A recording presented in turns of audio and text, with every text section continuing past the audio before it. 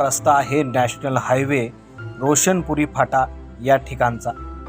गेल्या अनेक वर्षांपासून या रस्त्यासाठी अनेक आंदोलन करण्यात आले आहे, मात्र कोणीच दखल दिली नाही। मात्र मागील वेळी आंदोलन केल्यानंतर, रास्ता रोको केल्यानंतर संबंधित कार्यालयाने हा रस्ता पाऊस संपताच मजबूतीकरण करून व्यवस्थित करण्यात येईल असं आश्वासन दिलं।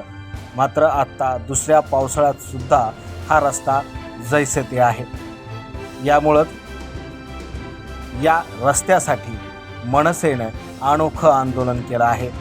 रोशनपुरी ते छोटेवाडी रस्त्यापर्यंत जोपर्यंत हा रस्ता व्यवस्थित होणार नाही तोपर्यंत हे आंदोलन कायम आम्ही ठेवू असा इशारा देखील यावेळेस देण्यात आला आहे।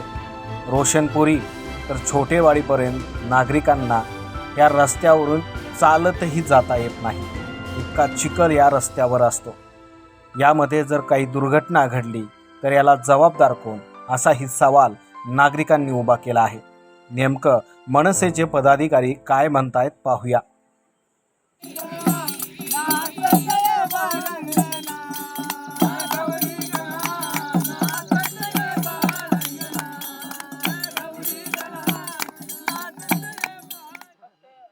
महाराष्ट्र नवनिर्माण सेनेच्या वतीने रोशनपुरी ते छोटीवाडी या रस्त्यासाठी या ठिकाणी आमरण उपोषण चालू आहे।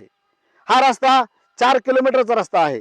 या रस्त्याने महिलांना व कुठल्याही शेतकऱ्याच्या दळणवळणाची साधनं या शेतामध्ये जात नाही। हा शिवार रोशनपुरी शिवार हा एकमुखी शिवार आहे। याच रस्त्यावर सर्व शेतकऱ्याच्या जमिनी आहेत।